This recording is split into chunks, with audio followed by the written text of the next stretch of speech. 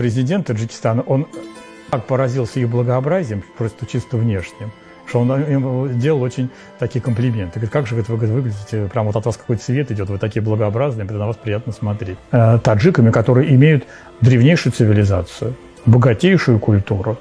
Когда мы дикарями бегали по лесам, у них уже была богатейшая культура, персидская.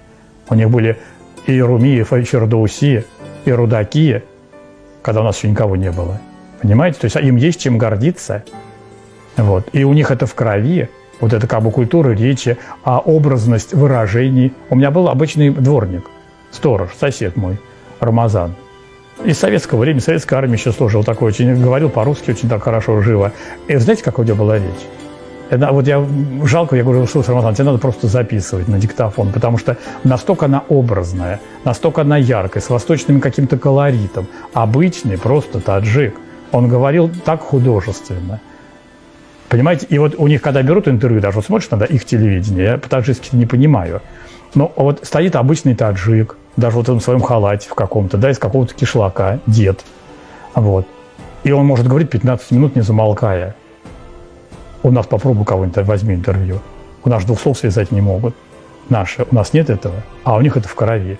И я видел, как они красиво говорят, как они, даже вот эти вот муллы, про которых хвалит, например, президент, они стихами его хвалят. А это культура. Это культура, которая генетически у них присутствует. Поэтому ни в коем случае нам нельзя их уничижать.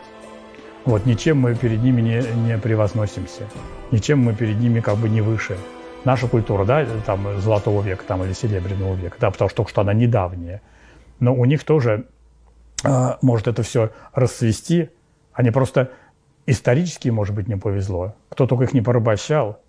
И Чингисхан, там, и тот же Тамерлан, который просто в порошок их стирал. Сколько было войн, сколько у них было несчастья и скорбей, когда их уничтожали почти что подчистую. Вот это тоже надо понимать, почему они в такой упадок пришли. Вот. Но народ очень, очень добрый. И вот я случай привожу, неоднократно я его приводил. Это не я как бы был свидетелем этого случая. Я слышал это тоже по радио Радонеж, по-моему, не помню. По-моему, по Радонежу. Говорила обычно какая-то наша вот прихожанка, женщина, рассказывала, как она шла из салона красоты. И вот этот таджик, мусульманин, взваливает этого пьяного мужика себе на плечо со словами «Аллах велел всем помогать». И несет его по указанному адресу. Дозвонился он его сестре. Оказывается, что этот мужчина, ученый, кандидат наук, у которого в этот день похоронил свою жену. И с горя напился. Вот вы понимаете, и вот назови ты этого таджика, что он не христианин, что это не милосердный самарянин. Вот как он поступил, то есть он мусульманин, берет русского пьяного мужика, взваливает к себе на плечо и несет его. Потом он его нашел, этого таджика, во дворе, и говорит ему, я, говорит, раньше к вам плохо относился, как не очень хорошо, но сейчас, говорит, я, говорит, вас уважаю, дал ему, отблагодарил его, денежку ему дал, я, говорит, я очень благодарю. А мы вот так, мы будем гнушаться, вот, а сейчас в Питере недавно был случай, не пьяный, в обморок упал с сахарным диабетом, в больнице прям. И это в регистратуре сидит женщина, посмотрела на него, и никто не подошел, не оказал помощь. Такие же больные пришли на прием. А он лежит.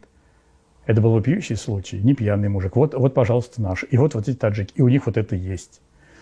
У них это есть, и у них это повсеместно распространено. Они в этом отношении лучше, отзывчивее нас. Потому что у них древняя культура. У них какое гостеприимство потрясающее. Они тебе последние отдадут. Вот приезжаешь там в кишлак бедный, они же там есть до сих пор места, где они не едят ни мяса, ничего. Они едят только лепешку с хлебом. Причем эта лепешка, вот у них уже, она грязными руками, вот приходит таджичка старая, уже такая беззубая, грязными руками отламывает тебе, щербатым ртом своим улыбается и протягивает тебе вот эту лепешку, на, вот ешь. А она же начинает брезговать иногда, как-то с таких вот рук взять. А это же благословение Божие. Да, владыка, видно, что вы полностью погрузились в это служение среди таджиков, да, и даже вот сердечно в каком-то смысле связаны с той атмосферой Душанбинской епархии. Но вот, может быть, у нас, видите, конечно, не так много времени, а видно, что вы можете бесконечно про Таджикистан сериал можно снять, да.